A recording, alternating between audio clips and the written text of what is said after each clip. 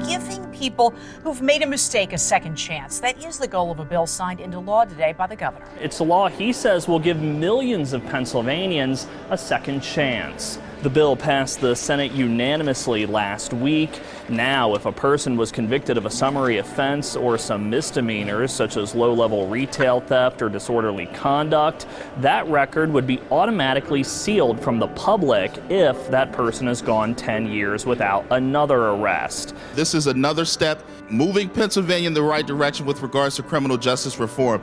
It was a pleasure to work with my good colleague, Representative Delosier.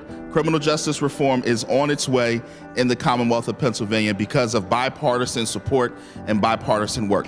People can make a change. They make a change for themselves. They make a change a lot of times when they have a family. They have children depending on them. That's what's important to them. They want a good life. This will allow 10 years doing what you should be doing.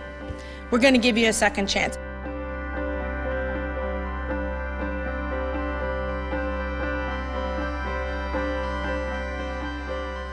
House Bill 370 passed its first committee in the Senate yesterday.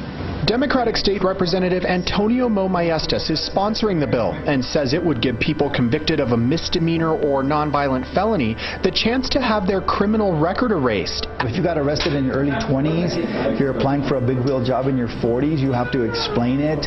You know, that's not who you are. So over a course of 10 or 20 years, you can expunge those arrest records, which remain on your record, and have a fresh start for employment. On Thursday, a Senate committee passed a bill that would reshape the way probation and parole is handled in our state. This is part of the criminal justice reform that has been worked on for the past several interims. Co-chairs, one Republican, one Democrat, 4 Republicans, 4 Democrats on the committee itself.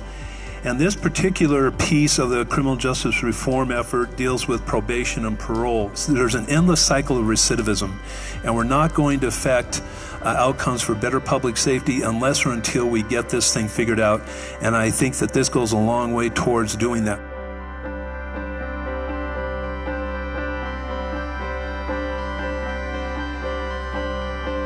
Felony convictions haunt me through various means. Amanda Hall has been drug-free for 6 years and now helps others battling substance abuse. But there is one thing she can't shake: a felony conviction.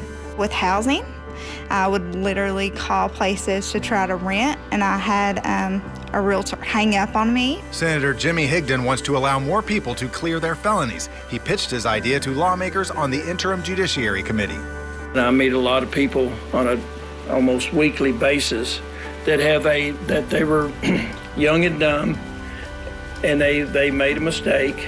For those people that say they need to pay for it, I have paid for it.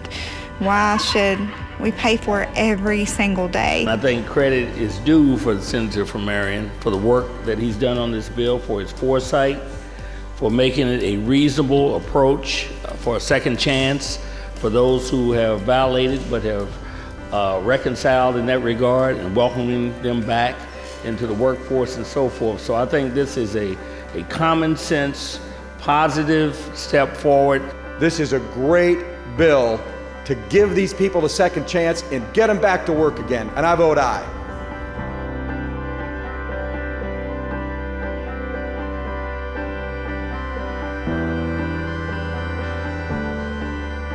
Kentucky has the opportunity to make a bold proclamation in 2018 that men and women are different and have different needs, especially while incarcerated. Senate Bill 133 is a bill that prioritizes above all else the welfare of babies and the women who are carrying them. This bill ensures incarcerated women who are pregnant receive adequate nutrition and eliminates the shackling of these women during childbirth. Senate Bill 133 also ensures that women who are serving time behind bars receive adequate sanitary items and undergarments. And finally, this legislation gives pregnant women who are drug addicted the opportunity to get into inpatient treatment.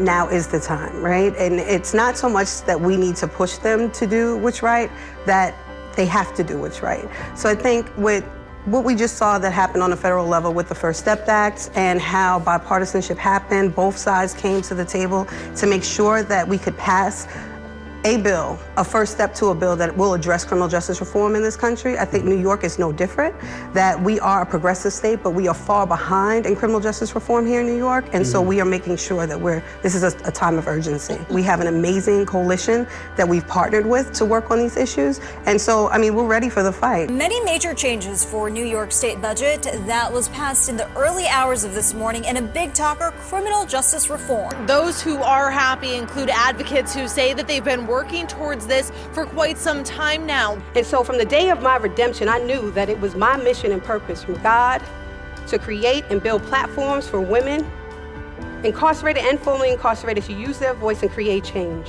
I stand for every formerly incarcerated woman in this world, turning the pages on our past. And we have used our experiences to triumph and to do amazing work that God wants us to do.